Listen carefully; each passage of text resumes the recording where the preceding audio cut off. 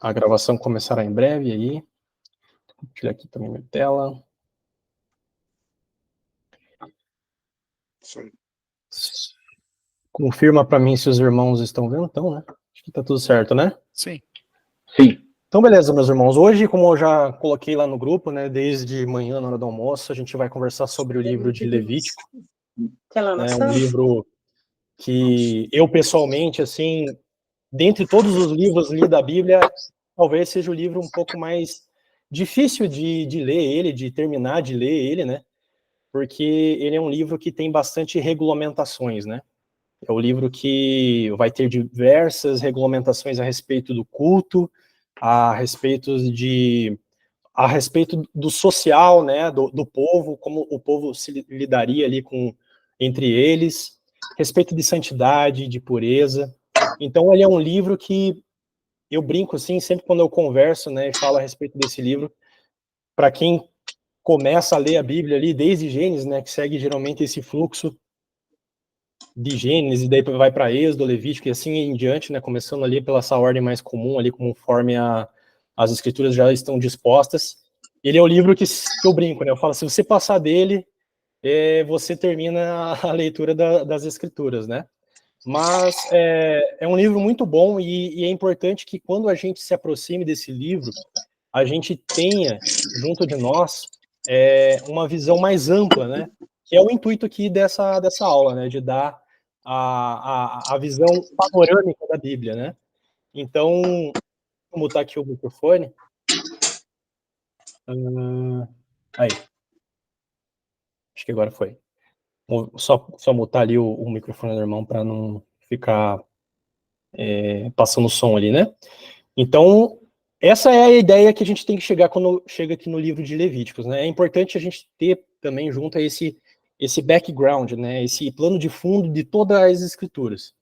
Então, o livro de Levítico, a gente também, quando vai começar a ler ele, a gente tem que ter junto com a leitura, sempre o que está escrito aqui nesse versículo, né? No Levítico 20, 26, né? Ele não está nem no começo ali do livro, mas é o que resume todo o propósito do Senhor ter dado, né, inspirado dado a Moisés, né, para escrever e deixar por escrito todas as regulamentações que ele passaria ali por intermédio de Moisés aos levitas.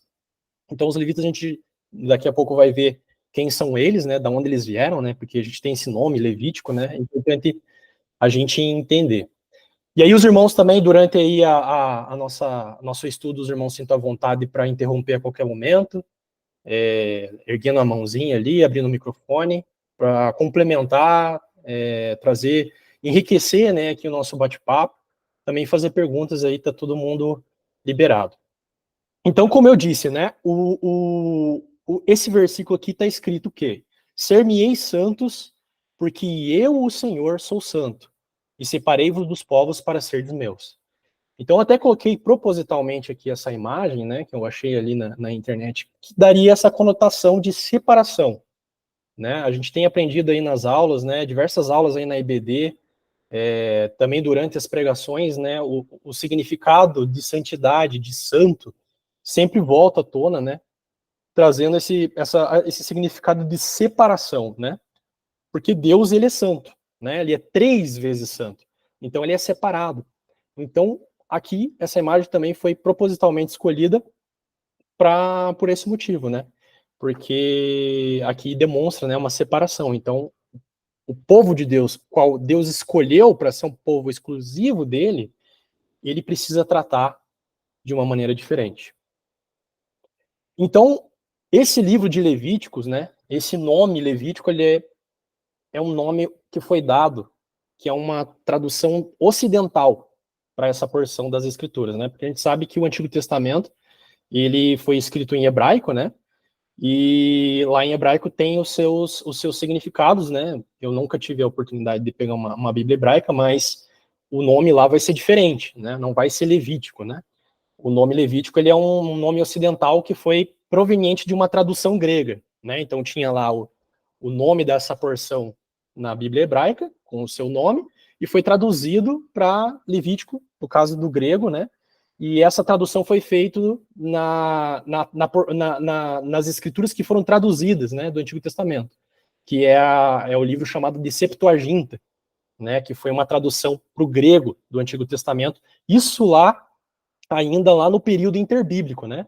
A gente tem ali o Antigo Testamento, daí tem o Novo Testamento. Nesse período intermediário, existe todo um período de tempo ali em que foi concebido essa tradução, né? Então, esse Levítico que a gente herda aqui na tradução em português das nossas Bíblias, ele é derivado dessa tradução grega, né? Dessa tradução ocidental. E essa porção das escrituras dos hebreus, né? Ou dos judeus, ela tem esse nome em hebraico que é Vaikra, né? Não sei se essa é a pronúncia, né? Eu não manjo nada, absolutamente nada de hebraico. Ela tem aquela escrita ali, mas esta porção, que é a terceira porção do Pentateuco, ou da Torá, dos hebreus ou dos judeus, ela tem justamente esse nome Vaikra, porque o primeiro versículo, se a gente pegar ali no livro de Levíticos, espero que os irmãos aí estejam com o livro, né, aberto de Levíticos também, para acompanhar, mas a primeira porção, se a gente pegar aqui em Levíticos, vou abrir aqui, rapidinho. A primeira parte ali está escrito, né? Aqui na minha tradução, a Almeida Revista e Atualizada. Está escrito o seguinte no primeiro versículo: chamou o Senhor a Moisés. Então, isso é a tradução que os tradutores em português aplicaram, mas o Vaikra, o qual é o nome da porção, ele significa e ele chamou. Então, lá nas escrituras hebraicas, ele tem esse nome Vaikra, justamente porque o primeiro versículo dessa porção das escrituras está escrito ali, e ele chamou, né? Que é Deus chamando Moisés, né? Da tenda da congregação para passar essas diversas instruções que serão passadas por Moisés, e Moisés vai passar, então, para os levitas, né? A respeito de diversos aspectos ali da vida, né? Então, conforme eu disse, né, tem a Torá e o Pentateuco, né, que são os 50. Torá e Pentateuco são os sinônimos, né? São os 5 primeiros livros ali da Bíblia, né, que é constituído ali por Gênesis, Êxodo, Levíticos, Números e Deuteronômio. Então, ele é o terceiro livro, lá também na Torá e no Pentateuco, que é a terceira porção, né? Então, esse nome Levítico, ele vem, obviamente, de algum lugar, né? Por que foi escolhido Levítico, né?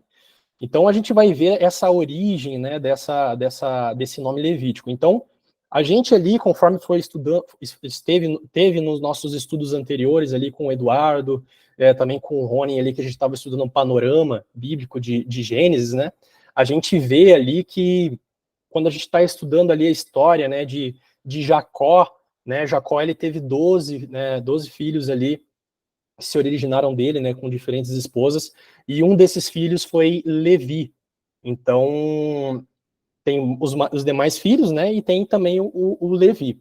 Então, a gente tem aqui, ainda lá no livro de Êxodo, né, o livro anterior ao livro de Levíticos, essa chamada, né, para separar esses descendentes, né. Então, aqui só para fazer uma remontagem, né, um panorama de volta lá desde a criação, né.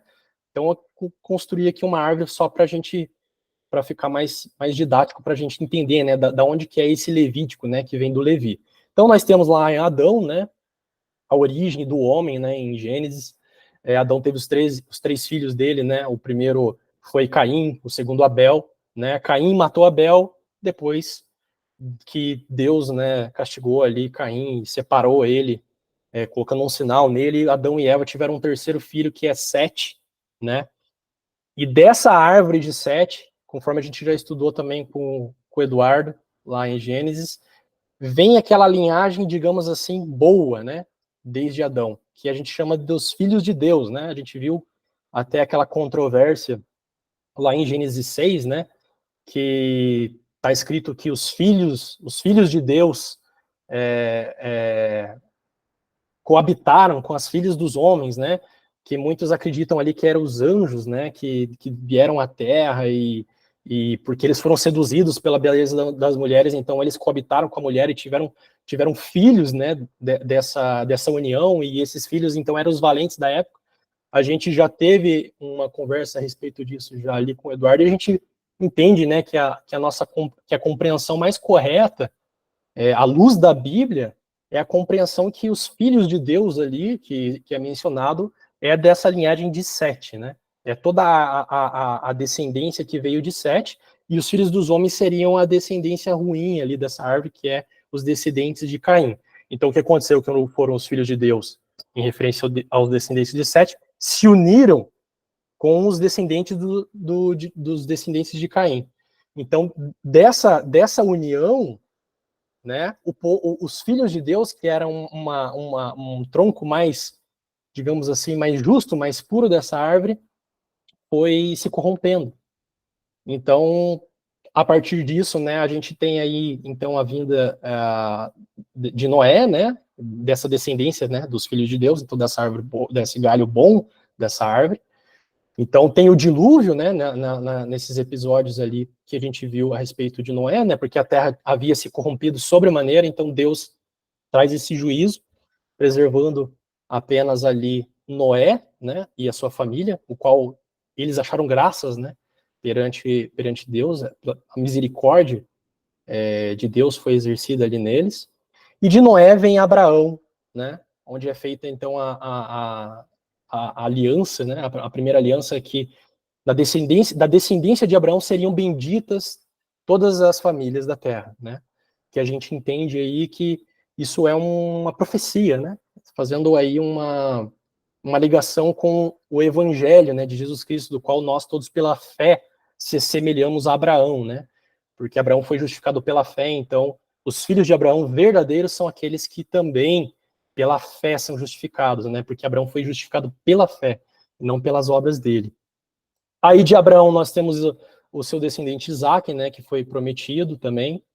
E de Isaac, então, vem Jacó, e do qual também em Isaac tem uma nova renovação dessa aliança. Em Jacó tem de novo essa renovação dessa aliança, sempre fazendo referência à aliança que foi feita com Abraão, né? E nesse tempo, né, Deus é conhecido como o Deus de Abraão, né? Até em algumas passagens ali de Jacó, né, quando está contando a história de Jacó, Jacó faz referência ao Deus de meus pais, né, o Deus de Abraão, o Deus de Isaac. Então a gente entende que Deus até era conhecido dessa forma, né, conforme era uma sociedade cheia de deuses, né, totalmente pagã, né, naquela região. Então a gente vê que até particularmente ali Jacó se refere a esse Deus conhecido que vem lá desde o Deus de Abraão. Acho que alguém está com o microfone aberto sem querer. Ah, tá, desativei aqui. Beleza. Então, de Abraão, Isaac e Jacó, e de Jacó, como eu disse, ele teve vários filhos, e um deles é Levi, né?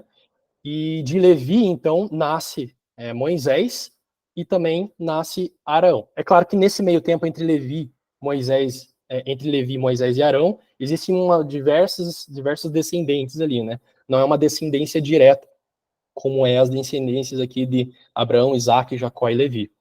Então, tendo esses dois filhos, Moisés e Arão, né, a gente tem o chamado aqui em Êxodo 28, né, faze também vir para junto de ti Arão, né, falando aqui com Moisés, né, Deus falando com Moisés, faze também vir para junto de ti Arão, teu irmão, e seus filhos com ele, dentre os filhos de Israel, para me oficiarem como sacerdotes, a saber, Arão e seus filhos, Nadab, Abiú, Eleazar e Itamar. Então eu coloquei aqui, né, nessa árvore aqui, né, os descendentes de Arão estão aqui, o Nadab, Abiú, Eleazar e Itamar, e aqui embaixo coloquei vários bonequinhos, né, que eles representam a descendência, digamos, que vieram ali de Eleazar e Itamar, né, que são os sacerdotes. Aqui do lado direito, a gente tem o sumo sacerdote, né, a gente também tem essa figura nas escrituras, né, esse cargo ministerial em que é escolhido, né, o sumo sacerdote. Então ele tem essas vestes aqui, não sei se está bem representada, mas dá para ter uma noção de como eram as vestes do sumo sacerdote. E também tem os sacerdotes, né? Então a maior autoridade religiosa ali entre os hebreus, né, que vieram ali da descendência ali de de Jacó e que depois foram para o Egito, então a maior autoridade religiosa é o sumo sacerdote. Então ele tem alguns serviços que são de responsabilidade dele. E aqui temos também os sacerdotes, que seria, digamos assim, para auxiliar o sumo sacerdote, né? Eles vão fazer diversos serviços ali em referente a esse tabernáculo que vai ser montado. Então, aqui a gente vai só fazer uma retrospectiva meio que de todo o percorrimento do povo de Deus, né? Lá desde Abraão, né? Conforme o Rony já trouxe aí, também o Eduardo já trouxe nos panoramas bíblicos anteriores. Então a gente tem aqui, né, do lado direito aqui, Ur, né, que é onde a gente entende lá que Abraão e a sua família, né, já ele casado com seu pai, enfim, eles são chamados, né, por Deus para sair dessa terra, essa terra aqui que é a terra chamada de a terra dos caldeus, né, um povo extremamente pagão, né, um povo extremamente idólatra, né, que tinham os seus costumes, né, de qual depois vai surgir, né, os povos da Babilônia, né, que a gente conhece bem na história das escrituras, quem foi esse povo, né, também os assírios, então toda essa região aqui meio que descende, né, dos caldeus. Então, saindo aqui da terra dos caldeus, ele vai então para Harã, junto, né, da sua família ali, seu pai, ele, o seu irmão e sua esposa, Sara, né, que eles nesse momento tinham nomes diferentes.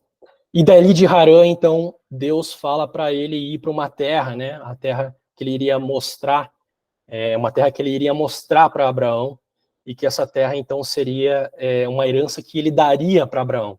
Então, pela fé aqui, então, Abraão, ele também sai, né, de Harã e vai para Canaã, né, que é essa região aqui mais litorânea, né, comparada aqui com toda essa região. Toda essa região aqui seria o Oriente Médio, né, se a gente olhar lá no globo, ali tem a África, o Oriente Médio, em cima ali a Turquia e a Europa, né, onde está Israel hoje, né, como conhecemos aí devido às notícias que sempre aparecem. Então, esse povo de Canaã também ali, esse povo não, na verdade ali em Canaã, nessa terra, já habitavam povos, né, não eram terras desertas, né, então todo esse caminhar aqui de Abraão, né, que tá aqui em vermelho, coloquei uma legenda aqui para ficar mais fácil, eles sempre foram indo para terras onde já havia povos, e aqui em Canaã não era diferente, já havia povos ali também, eles chamam a terra dos heteus, dos amorreus, dos jebuseus, né, tem diversos povos ali que Deus menciona que já habitavam ali. Então aqui eu resumi, né? Vai ter Abraão, Isaac, Jacó. Eles vão ficar mais ou menos aqui nessa região aqui de Canaã. Algumas vezes vão se locomover um pouco para baixo, um pouco para cima, vão ficar migrando. O próprio Jacó, né, vai voltar para Harã em um determinado momento lá onde ele conhece a sua esposa. E por fim, né, a gente tem esse povo se movendo, toda essa descendência ali de Abraão se movendo para o Egito, né? Que é o episódio lá que é narrado em Gênesis também, do qual um dos filhos de Jacó é vendido como escravo, né? E ele vai parar lá no Egito, né? Por causa dessa ação dos seus irmãos, né? Jacó teve ali seus filhos, um deles é José. Eles não gostavam de José, e por inveja eles preparam um estratagema ali, um plano, né, de dar um fim nele por causa de inveja, né? Esses filhos de Jacó, a gente consegue ver ali também rastros de que, não sei se por costume também dos povos em torno deles, mas eles também já não demonstram, assim, né, muita piedade, né? Tem alguns episódios ali que eles cometem algumas coisas que põem até Jacó em uma situação difícil, né? Como é o caso lá da região lá de Siquém, que uma das irmãs deles é abusada, enfim, eles enganam lá o povo, fingindo uma aliança só para prejudicar esse povo lá. Então, a gente já vê, né, que esse povo ali não, digamos assim, desde que Abraão saiu de Ur, talvez a gente vai ver também Abraão ali no Egito, né, enganando lá para onde ele vai. Abraão ele vai lá no Egito e também o rei ele engana lá a autoridade lá, né, com medo de que abusem da mulher dele, então ele também mente, né. Então a gente pode perceber assim que dentro ali em alguns nuances, né, se a gente perceber bem nas escrituras, que essa descendência ali de Abraão já tinha alguns, talvez, traços, né, de costume. Especulação aqui, né, minha, mas pode ser que seja isso. Enfim, foram para o Egito, né, José se tornou governador lá, isso fez com que Jacó se movesse para lá também. Depois da morte de Jacó, dos seus filhos, de José, então o povo do Egito ele é escravizado, né, por 400 anos, cumprindo aí uma profecia também dessa escravidão que Deus já havia dado lá para Abraão, né, que eles seriam escravos por 400 anos no Egito, mas que ele iria libertá-los. Então aí chega, né, a história ali do Êxodo, que também a gente já viu nas aulas anteriores, no qual é dado os 10 mandamentos, né? Então, tudo isso aqui eu tô falando por quê? Tanto para dar um panorama do que aconteceu antes, né? Tanto para dar um contexto de aonde é dado esses estatutos que Deus dá a Moisés, que formam o livro de Levíticos. Então, depois que o povo sai do Egito, eles vão lá para o deserto. Eles se isolam aqui nessa região, né, nessa península aqui, península do Sinai, que eles chamam. Eles vão lá para baixo, lá no fundo, uma região muito montanhosa, arenosa, onde praticamente existe 0% de chance de sobreviver ali. Se você não for com mantimentos ali, né? Até tem alguns povos que ficam se locomovendo por ali, mas é uma região extremamente árida. Hoje em dia, imagine naquela época. Então é nesse lugar que Deus traz essa descendência que vem lá de Abraão, esse povo que se formou de Abraão, que veio de Abraão, e ele traz, então liberta e traz ele para esse deserto, porque ele quer lidar com esse povo, né? E esse povo, o interessante que a gente pode ver é que Deus liberta o povo lá do Egito, mas para quê? Para levá-los lá para Canaã, conforme tem essa flechinha aqui, né? Que é a terra prometida, que é chamada, né? A terra da onde mana o leite e mel, que o Senhor sempre anuncia, né? Ali para Moisés, quando Moisés vai libertar o povo.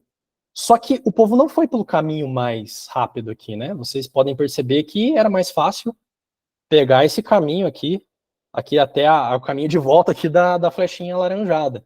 Mas não, Deus, ele move todo esse pessoal, que era um grande, né, uma multidão de pessoas, né, tô falando de uma quantidade muito, muito maior que centenas de milhares, né, de pessoas que estavam, já tinham vindo da herança de Abraão. Não era um povo pequeno, como era quando Jacó veio para o Egito, né, que eles eram 72 pessoas no total.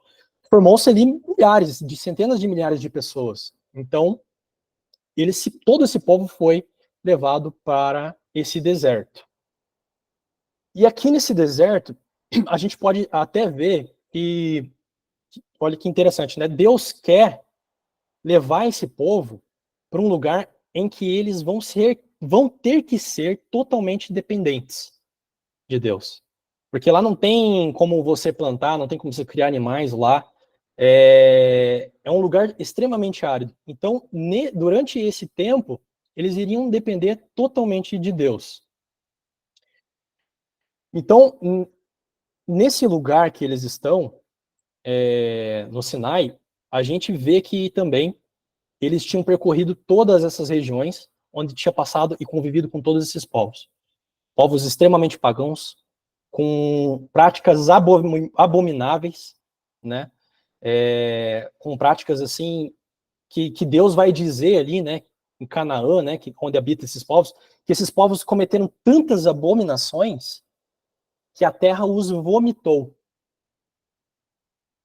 Porque eles eram idólatras, eles praticavam oferendas dos seus próprios filhos a divindades pagãs, né, que a gente entende que é demônios. Então, a gente entende que era necessário que Deus trouxesse esse povo para esse deserto, para lidar com eles. É como se fosse fazer um processo de purificação desse povo.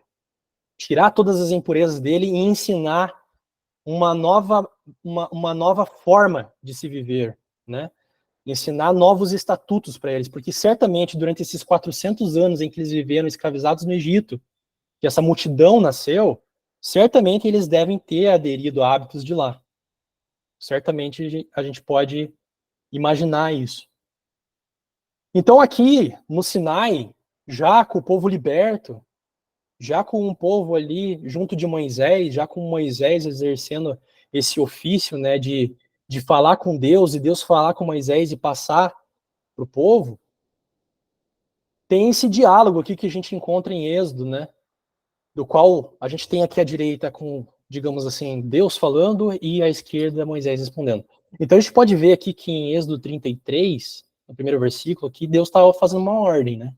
Sobe para uma terra que mana leite e mel. Eu não subirei no meio de ti, porque és povo de dura serviço, para que te não consuma eu no caminho. E aqui Deus, ele na verdade está repreendendo o povo, porque a gente pode lembrar, conforme nas aulas anteriores, que o povo, ele tinha diversas vezes sido provado e eles tinham falhado nessas provações. Mesmo eles vendo todos aqueles milagres que Deus fez lá no Egito, as 10 pragas, depois a abertura do Mar Vermelho, depois o maná, né, que caiu do céu, que Deus preparou, as codornizes que ele manda para alimento, né, o povo murmura, a questão da água, o povo murmura, apesar de todos esses milagres que Deus manifesta diante deles, e eles ainda parece que estão cegos, parece que eles não entenderam, não caiu a ficha ainda de quem que eles estão na presença. Então aqui o Senhor fala, né, não vou ir com vocês. Digamos assim, não vou com a minha presença no meio de vocês. Vocês devem ir para essa terra, mas eu não vou no meio de vocês porque eu sou um Deus extremamente santo. E no dia que eu, Deus extremamente santo, estiver diante de vocês, vocês serão consumidos. Né? A gente tem aquela passagem lá da sarça ardente que Deus pede para que Moisés tire as sandálias, né? Porque só pela presença de Deus ali o lugar já se tornou sagrado. Então, responde aqui Moisés, né? Digamos que dessa forma, ele fala assim: só vou se você for comigo. Se você não for comigo, eu não vou, né? Resumindo aqui o versículo. Então ele disse Moisés: se a tua presença não for comigo, não nos faça subir deste lugar. Pois como se há de saber que achamos graça aos teus olhos, e eu e o teu povo? Não é porventura em andares conosco, de maneira que somos separados, eu e o teu povo, de todos os povos da terra?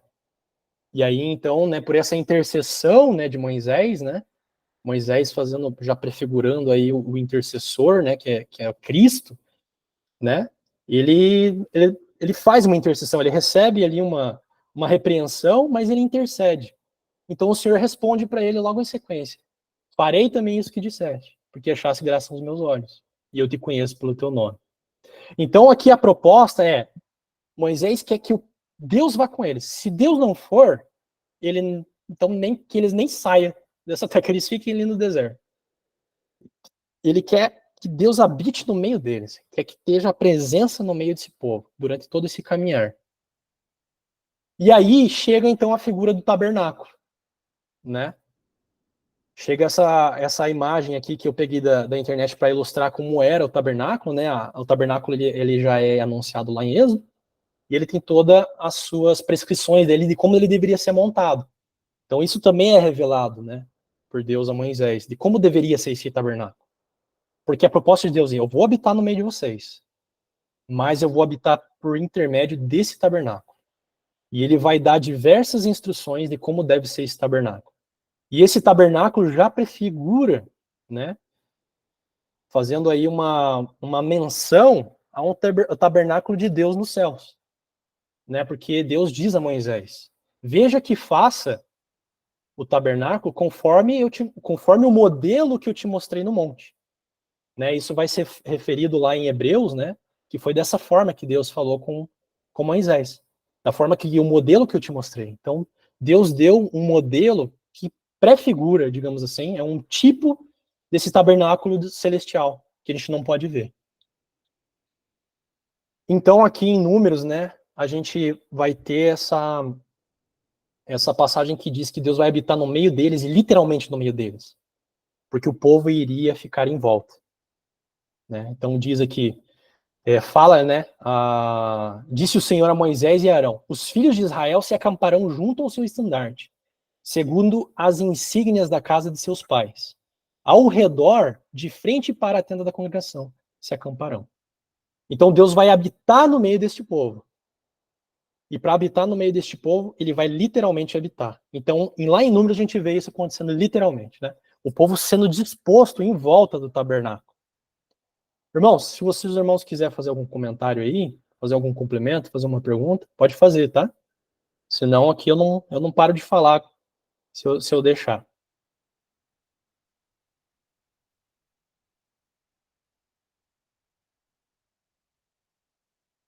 Então, se ninguém quiser falar, vamos adiante. Aqui eu fiz um desenho justamente para trazer aquilo que eu já meio que falei, mas para trazer aqui de uma forma mais ilustrada, né?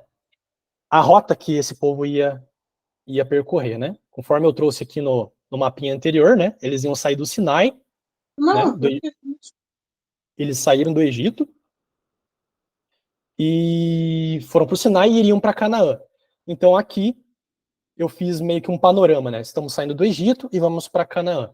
E aqui eu coloquei algumas umas imagens, e essas imagens meio que ilustram os comportamentos, né, que esses povos tinham, né? Por onde o povo de Deus estava saindo, da onde que eles estavam saindo, e para onde que eles iriam, né? Eles estavam saindo do Egito e estavam indo para Canaã, né? Aqui no Egito, aqui eu coloquei algumas figuras aqui para ilustrar, né, as divindades egípcias, né? Tem os deuses egípcios lá, nem sei o nome deles, não lembro aqui. Se algum irmão lembrar aí fala, mas eu lembro que era Ísis ou Osíris, não lembro, né? Tinha um monte de deus, Amon lá, alguma coisa assim. E esses deuses eram figuras, né, de animais, né, de criaturas aqui, né, a cabeça deles aqui, a cabeça de um cachorro, a cabeça de uma águia. Aqui temos a própria figura do faraó sendo também uma divindade, né? Uma divindade manifesta na terra, em carne, né, que representa esses deuses, né? Então é esse ambiente aí que o povo hebreu ali, o povo de Deus havia habitado por 400 anos. E mais uma vez, né? A gente recorda que eles já não tinham um bom costume, né? Conforme a gente viu. Parece que eles já não tinham esse bom costume, né? A gente vê lá os filhos de Jacó, né? O próprio Abraão, o próprio Jacó, né? Enganando o seu irmão lá diversas vezes, né? Deus usando desse mal para o benefício do bem, mas a gente vê o mal ali, né? Sendo exercido por eles. E aqui eu também coloquei dois homenzinhos aqui saindo brigando, né? Saindo na porrada, para a gente lembrar, né? Como é que Moisés, né? Quando Moisés resolveu sair lá para, né? Porque a gente tem que relembrar que Moisés também, né? Ele conviveu com o povo egípcio, né? Ele meio que se tornou um príncipe egípcio. Ele foi educado ali pela filha de Faraó.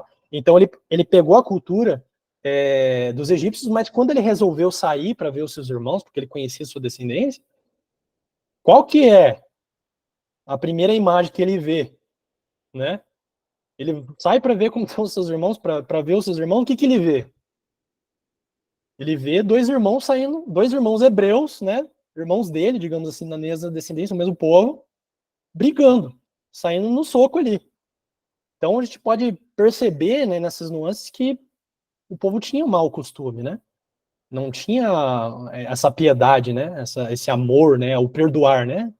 Não dá para saber ali qual que era a briga que eles estavam tendo, mas a gente vê isso, né? Que a primeira vez que o Moisés ali vai sair ali meio que da bolha que ele tá egípcia ali, ver o povo, é isso que ele encontra. E eles estavam indo para onde? Para Canaã, um lugar também terrível, né? E aí eu coloquei aqui a figura, né, de ídolos, né? Então o pessoal adorando deuses, né? Tem um deus ali que é mencionado em Levíticos, que é o Moloque, que é um deus o qual o povo que habitava lá sacrificava o próprio filho. Aí eu coloquei aqui um altar, né?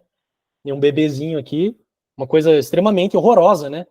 A gente vê que existiam povos que ofereciam os seus filhos em sacrifício a uma divindade, né? Isso era uma prática que, inclusive, vai se perdurar até lá no livro de Reis, né? São práticas que o povo vai acabar também aderindo posteriormente. Por incrível que pareça, esse povo que vai para Canaã, apesar de todos esses estatutos, ele vai aderir a esses mesmos costumes. Inclusive um rei de Israel vai fazer isso, que é o tal do rei de Manassés, né? Ele oferece seus filhos lá, um dos seus filhos lá à divindade. Então, nesse meio tempo que eu também coloquei aqui, né, o povo caminhando para Canaã, saindo do lugar terrível, indo para um lugar terrível, e a gente vê evidências disso, né? Eles adorando querendo adorar a Deus de uma maneira incorreta, né? Moisés está lá no monte, né, conversando com o Senhor, recebendo os estatutos, falando com Deus. O povo, por acreditar que alguma coisa havia acontecido com Moisés, eles meio que obrigam Arão a fazer uma imagem, né, de um bezerro, usando ali ouro, né? E eles então formam essa imagem porque eles queriam adorar esse Deus que libertou eles do Egito dessa forma. Então a gente vê, né, que eles tinham esses costumes corruptos. E aqui, né, tem um versículo que fala a respeito disso, né? Não farei segundo as obras da terra do Egito, em que habitastes, nem farei segundo as obras da terra de Canaã, para a qual eu vos levo, nem andarei nos seus estatutos, farei segundo os meus juízos e meus estatutos. Guardareis, para andares neles. Eu sou o Senhor vosso Deus. Então era necessário que Deus expurgasse isso desse povo, que ele ensinasse uma forma de viver minimamente decente. Porque, relembrando, mais uma vez, era uma multidão ali. Deus não estava encaminhando para a terra de Canaã só Abraão e sua família ali, que se resumia a dezenas de pessoas. Era toda uma nação. E foi porque eles cresceram tanto, o fato deles terem crescido tanto foi o motivo pelo qual eles foram escravizados no Egito.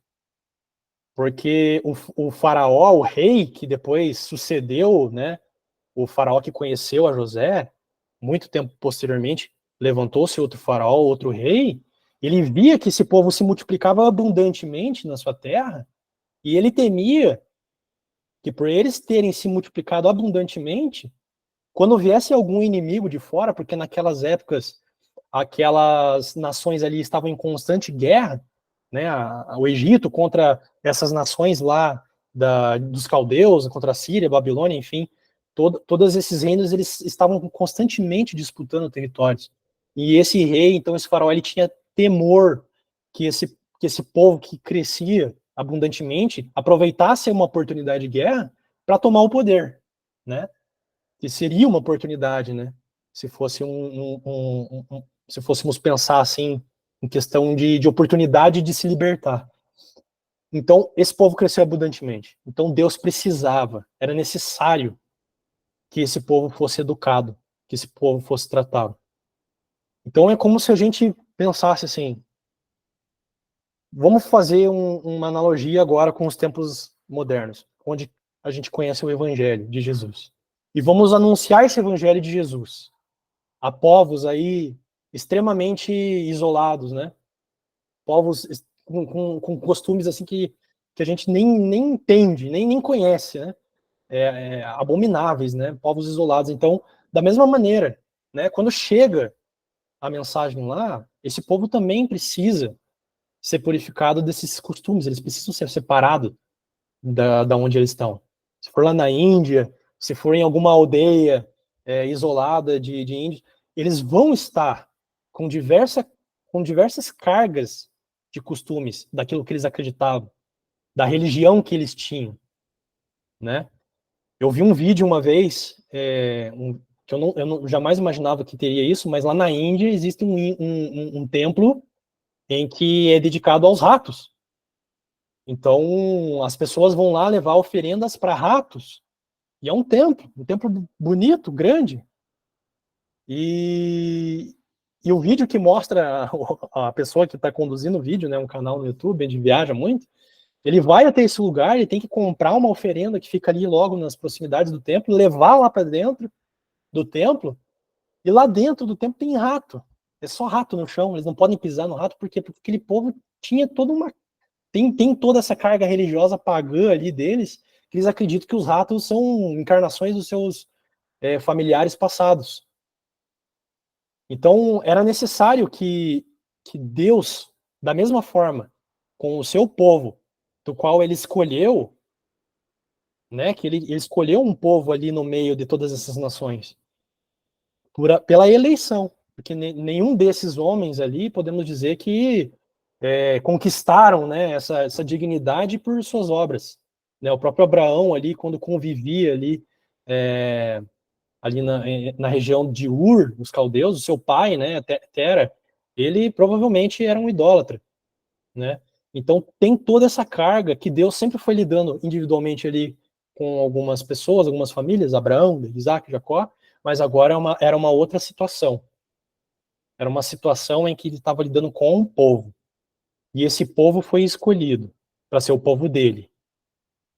Por isso que lá no começo eu coloquei aquela imagem do povo separado, né, de pessoas separadas, porque esse é o intuito, conforme a gente viu lá, né, na capa do primeiro slide ali que a gente viu, né, que Deus separou. Então, agora a gente parte aqui, tendo com tudo isso em mente, né, digamos, essa introdução, essa contextualização, a gente entra efetivamente no que está escrito ali no livro de Levíticos. Então agora os irmãos já sabem o contexto, já sabem de onde eles estavam saindo, para onde eles iam, sabem todos os costumes desses povos, de onde eles habitavam, por onde eles percorreram, né? Vimos que eles tinham algumas práticas também não muito louváveis. E então Deus vem e para que ele habite no meio desse povo, ele passa diversas regras, estatutos que envolvem a vida cotidiana, a vida entre eles, entre os seus irmãos, no cotidiano, como eles vão lidar entre eles, vai regulamentar, regularizar o culto, né? Porque a gente vê lá que eles intuitivamente, ele fala assim, deixa aí o povo intuitivamente adorar. O que eles fizeram? Vamos adorar a Deus construindo uma imagem de um bezerro, fazendo Deus se semelhar à criatura dele. Então eu coloquei aqui um resumo dos trechos das partes do livro de Levíticos, e a gente pode começar aqui com esse primeiro trecho, que vai do capítulo 1 ao 7, do qual fala das ofertas, né? Do capítulo 1 ao 7, ali a gente vai ter a regulamentação referente às ofertas. Então, o que são essas ofertas? O povo, ele tinha o privilégio e a oportunidade de oferecer ofertas voluntárias, que eram ofertas que eles fazem por alegria, ofertas por viverem, por ter uma boa saúde, por terem, né, serem o povo de Deus, por terem o Deus verdadeiro, todo-poderoso, onisciente, o Deus eterno. Então eles tinham essa oportunidade, esse privilégio de honrar a Deus e glorificá-lo com as suas posses. Então Deus vai regulamentar como eles poderiam agradecê-lo, né? Não vai agradecer de qualquer forma também, né? Não vai agradecer a Deus sacrificando um animal ou elevando comidas à vontade, qualquer comida a Deus, ou vai ser feito isso embaixo de uma árvore, vai ser feito isso em cima de uma montanha. Não, Deus regulamenta tudo isso, né? Não é conforme a nossa vontade. Deus, ele tem uma forma. Então, Deus vai regulamentar aqui as ofertas pelo pecado e as voluntárias. E aqui a gente tem que entender, né, que o povo é pecador, né? E o povo vai oferecer sacrifícios pelo seu pecado. Tanto pecados que eles nem sabem que comete, os pecados por ignorância, e os pecados voluntários, que é aquele que a pessoa sabe que está cometendo. E aqui, do capítulo 8 ao 10, a gente vai ter a consagração dos sacerdotes. Então, a gente tem aquela passagem, né, em que Moisés unge Arão, né? E vai ter aquele salmo bem conhecido, o Salmo 133, né, que fala, né, ó, quão bom e quão suave é que os irmãos vivam em união, é como o óleo precioso que desce sobre a cabeça de Arão, né, esse salmo bem famoso. Então, é esse momento aqui que Deus realmente pede para que Moisés unja e separa esses homens que vêm da descendência ali de Arão, que é de Levi, para fazerem isso. E Deus também cumpre a promessa de habitar no meio deles. Então, depois que eles purificam os sacerdotes, separam os sacerdotes, o sumo sacerdote, eles purificam os utensílios do tabernáculo que eles fizeram. Então, também, Deus aparece com sua glória ali cumprindo a promessa de habitar no meio deles. Aí, do capítulo 11 ao 15, a gente vai ter diversas regras e estatutos referente à pureza e impureza. Então, aqui a gente tem animais lícitos de se comer. Então, vai ter uma lista lá regulamentando quais animais eles deveriam comer e qual não deveriam comer. Isso entre os animais que andam pela terra, no mar e as aves. A gente vai ter a questão da mulher, a questão da lei da purificação da mulher após a concepção, né? A mulher, ela era considerada impura quando ela concebia. Dependendo se era homem ou mulher, ela tinha que passar ali por um processo de purificação. Ela não poderia se aproximar de coisas santas e sagradas, ela não poderia se aproximar do tabernáculo nesse período. E por final, só pelo fato de elas conceberem, que é algo totalmente natural para nós, elas tinham que oferecer uma oferta pelo pecado. Então vai ter regras a respeito da praga, da lepra, vai ter a respeito do fluxo seminal do homem também, né? Provavelmente uma enfermidade ali em que o fluxo de seminal era descontrolado, a respeito da menstruação da mulher e do fluxo também prolongado, que era provavelmente uma enfermidade, né? Temos aquele caso lá nos evangelhos da mulher que o seu fluxo de sangue há muitos anos, né, está vazando, e então ela vai ao Senhor Jesus e ela é curada. Aqui do capítulo 16 temos uma passagem muito importante, que é a regulamentação a respeito do que o sumo sacerdote fará anualmente. Então, independente se a pessoa pecava ou não, o que era impossível, né? Todo mundo peca, inclusive aquele povo. O sumo sacerdote, uma vez ao ano, ele teria que oferecer ofertas para expiar o pecado dele mesmo, o próprio sumo sacerdote, que era consagrado, separado, pela casa dele e pelo próprio povo. Isso anualmente ele tinha que fazer. Fora todas essas ofertas de pecado que as pessoas tinham que fazer quando elas pecavam por ignorância ou quando elas pecavam voluntariamente. Aí vamos ter aqui diversas leis a respeito da santidade, né, questões morais, né, a respeito, diversas regulamentações a respeito de matança de animais deliberado, aí por aí, provavelmente tentando evitar que os homens matassem animais e tentassem oferecer ofertas a Deus em lugares inapropriados, que não fosse o altar. Então tem uma ordenança para que eles não façam isso, que seja levado, todo animal que eles matem seja levado ao altar como oferta. A proibição de comer sangue animal, porque Deus deu o sangue, o animal, como expiação pela alma, né, como a gente vai ver nessas diversas ofertas desses animais, né, que o sangue é o que expia o pecado do pessoal, do povo. A proibição de casamentos ilícitos, como incestos, né, entre parentes, inclusive homossexuais, que provavelmente eram práticas que os povos egípcios e os povos cananeus, aonde eles estavam indo, tinham. Então havia regulamentações a respeito disso também. E a proibição de sacrifício de filhos aos demônios, também uma prática que os cananeus faziam, né? Então, absolutamente ali proibida. Aí a gente vai ter as leis referentes às festas, né? O sábado, a Páscoa, as primícias, o Pentecostes, o dia da expiação, tabernáculos, que eram momentos assim que o povo iria relembrar do que Deus fez por eles. Então temos aqui do tabernáculo, temos aqui a Páscoa, que eles iam relembrar como um memorial daquilo que o Senhor fez, né? A Páscoa, que Deus passou por cima da casa deles, né? Que é o passar por cima da casa deles e não matou os seus primogênitos, né? Temos aqui do tabernáculo, porque eles viveram no deserto, né? Em cabanas. Enfim, diversas festas. Aí temos aqui no capítulo 25 e 26, o ano sabático e o ano jubileu, que são anos reservados após o povo entrar na terra prometida. No caso aqui, o ano sabático seria o descanso da terra. Então o povo iria 6 anos cultivar a terra, colher, mas ao 7º ano eles iriam deixar a terra produzir por conta própria. Eles não iriam cultivar e nem colher. Então a gente pode ver aí, né, um princípio, né, de que há um cuidado, inclusive, com a terra, né, com o ambiente, né, porque provavelmente a terra, com essa produção sem parar, ela sofre. E aí o ano de jubileu também, que é um ano que é o 50º ano depois de 49 anos. Durante esses 49 anos, o povo ali provavelmente iriam contrair escravos entre eles por questões de dívidas ou por alguém dever alguém, então a pessoa... aqui a gente tem que entender a escravidão, que não é aquela escravidão que a gente imagina, que nem teve aqui no Brasil, é uma escravidão de serviço. Então a pessoa muitas vezes não tinha com que pagar alguma dívida, e ela oferecia ela mesma como um serviço, né? Ela pagava com o próprio serviço. Então é muito diferente daquela opressão, né, que a gente entende como escravidão. Inclusive existe uma lei que Deus vai dar referente aos escravos que quiserem continuar com seus senhores, né, demonstrando que é uma escravidão totalmente diferente do que a gente imagina.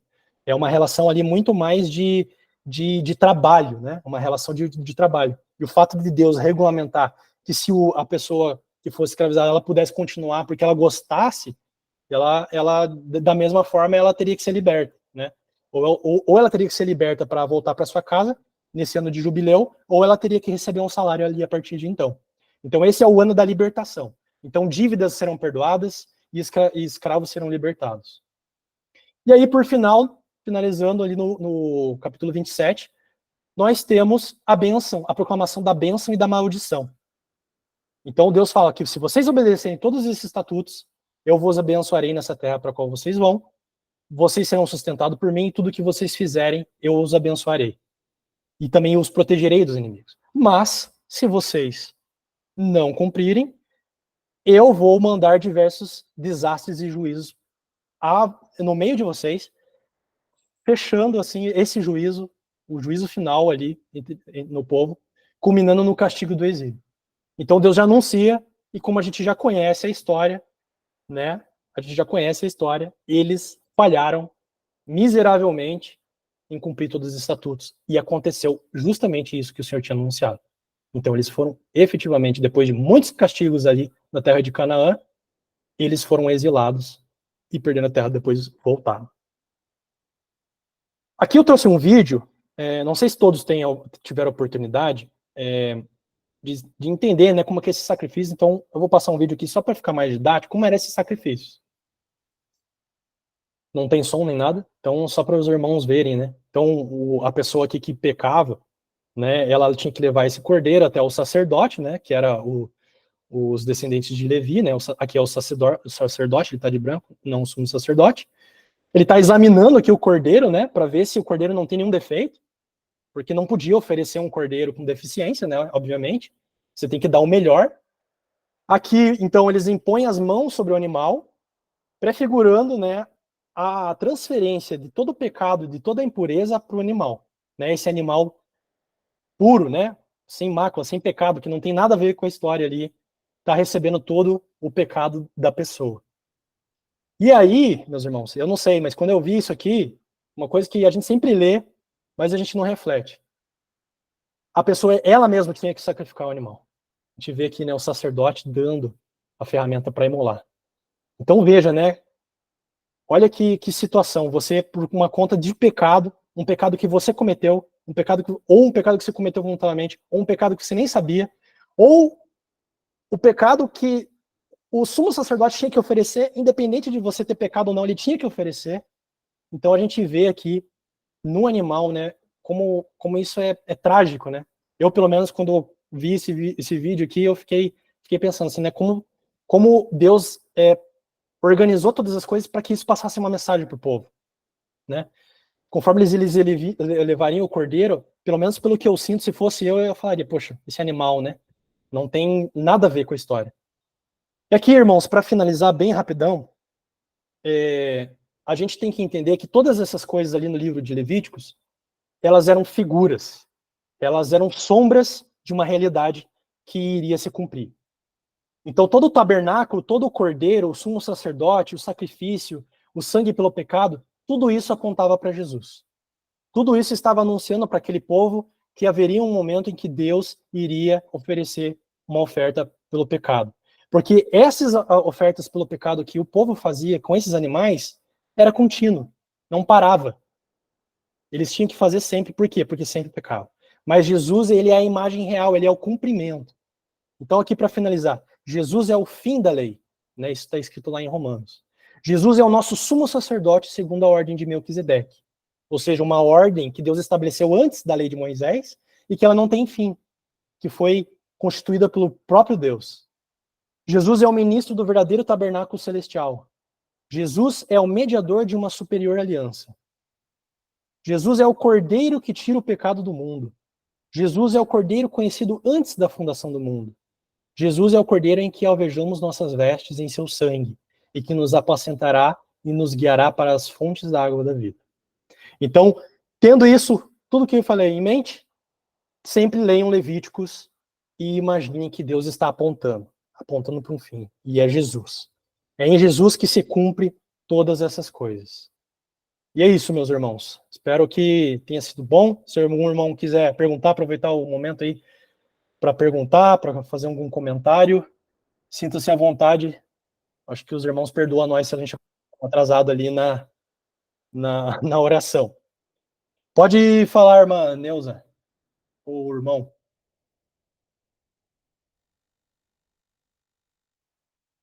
Oi. Pode falar, meu irmão.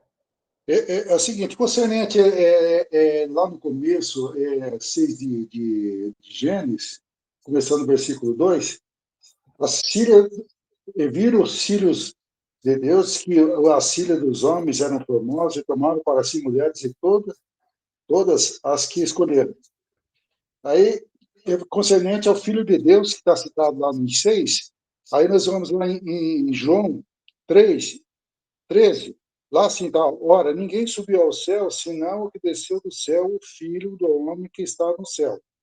Você, nessa situação aí, a minha dúvida é em questão que, aqui quando se fala filho do homem, interpretando que seria filho de Caim, né? E como Isso. Jesus se põe como filho do homem, ele sendo da geração de Sete? Não, assim, essa questão ali de Gênesis 6, a gente precisa entender que lá um dos evangelhos, a gente tem que eliminar essa questão de que ali eram anjos, né? Primeiro a gente tem que eliminar que eram anjos ali, que vieram coabitar, porque o Senhor Jesus vai falar na frente que os anjos, eles não têm sexo, eles não tomam em casamento e nem se dão em casamento. Então, a gente entende, inclusive tem um historiador judeu chamado Flávio Josefo, que ele viveu nas épocas um pouco posterior a Jesus Cristo, que ele traz essa mesma interpretação. Os filhos de Deus ali que ele está falando, ele tem esse mesmo entendimento que são os filhos que vieram dessa descendência de Sete, dessa árvore, né? E que os filhos dos homens é a descendência de Caim. Então Deus tinha ali duas árvores dessa árvore de povos que se misturaram, né? Inclusive porque ali em Gênesis 6:5, o Senhor vai falar, né, que a maldade, depois que ele fala isso, ele fala, viu o Senhor que a maldade do homem se havia multiplicado na terra e que era comumente mal todo desígnio no seu coração. Então, assim, se fosse anjo, não teria essa passagem falando, repreendendo os homens, né, condenando os homens. Agora, Jesus, ele é o filho do homem, porque esse é o termo que é utilizado lá em Daniel, né? Que ele viria, né? Ele viria com esse nome, Filho do Homem, né? Ele seria o verdadeiro homem, né? O homem, né? O homem no seu ideal é a imagem e semelhança de Deus. Então, por ser imagem e semelhança de Deus, aí a gente pode entender também que Deus, né? Pode se entender como uma imagem de um homem. Então, o verdadeiro homem se concretiza em Jesus. Se alguém quiser também complementar e o pastor também quiser ajudar nessa resposta, não sei Não, se acho que bem, respondi. bem resumidamente, tá? Se você pegar na Bíblia aí, você vai ver que filho do homem, com letra minúscula, ele quer dizer de forma genérica, aqueles que são filhos dos homens, né? E quando se trata de Jesus, toda vez que vai se tratar de Jesus, vai ser com letra maiúscula, tá? Então você vai conseguir observar essas duas formas aí na Bíblia. Isso. Aqui está no maiúsculo aqui, o filho, né? A palavra filho, né? É filho do Isso, homem. os filhos está no minúsculo aqui, né, em Gênesis 6. Os filhos de Deus, né? E ele fala no plural, né? Então Isso. ele está fazendo uma referência aqui a... No Novo Testamento, quando fala filho do homem, aí tá falando de Jesus mesmo. Cantar com letra maiúscula. Isso. Seria, no Ainda... caso, o fato dele ser o segundo Adão, que ele foi gerado, no caso, diferente do primeiro que foi criado? Daria para fazer conexão nessa interpretação ou não? É que eu não tô vendo a conexão com os dois. É porque quando fala filhos do homem, ali no Antigo Testamento, sempre quando vai falar, principalmente nos primeiros livros, no Pentateuco e tudo mais, ele está tratando dos filhos de homens, não no sentido dos filhos de Deus, né? Dos filhos de homens de forma geral. Daniel e tudo mais, ali eles vão falar mais no sentido mesmo profético, né? Que embora seja profético, ele tá citando também uma questão contextual ali, né? Mas acho que se você pegar Daniel, pegar esses outros textos proféticos que falam sobre o filho do homem, vai falar com letra maiúscula, se não me engano, vai estar lá com letra maiúscula também, quando se trata de Jesus. Porque menciona-se, quer dizer, um comparativo desse estudo aí que reflete da seguinte forma, que por intermédio desse acontecimento aqui lá de 6 de Gênesis, que geraram gigantes chamados Néfilins, né? Existe aí essa interpretação aí também que é comentada. Como gigantes chamados Néfilins. Isso. Mas mais uma vez, você vai ver com letra minúscula, ou seja, até na tradução e tudo mais, eles interpretam a ideia de que filhos do homem como sendo filhos dos homens de forma geral, não filho do homem no sentido de Deus, né? Sim, realmente. Aqui o Filho de Deus aqui está no minúsculo e aqui em João está no maiúsculo. A palavra filho, seria isso, né? Isso aí. Então, beleza. Obrigado, pastor. Obrigado. Deus abençoe. Meus irmãos, fazer uma oração rapidinho, pastor? Podemos orar? Por favor. Senhor, nós te agradecemos por esse estudo. Oro, Senhor, ao Senhor para que nós possamos compreender tudo o que foi falado, que possamos absorver, que possamos tirar proveito disso para nossas vidas, e que isso traga luz para que quando nós examinarmos as Escrituras, nós entendamos que isso possa ajudar, e que sempre possamos ler também e ver, Senhor, e procurar nos escritos do Senhor Jesus Cristo, o qual o Senhor sempre apontou e sempre nos revelou. Oramos ao Senhor em nome de Jesus. Amém. Meus irmãos, é isso. Vamos lá para a salinha de oração. Deus abençoe a todos. Até a próxima. Deus abençoe. Valeu. Amém, gente. Valeu. Deus abençoe. Obrigada. Juliano, valeu, boa noite. Valeu. Juliano. Oi. Só lembra de clicar para parar de gravar, senão ele fica gravando aí, beleza? Tá. Como é que para? Parar aqui. Beleza. Parar.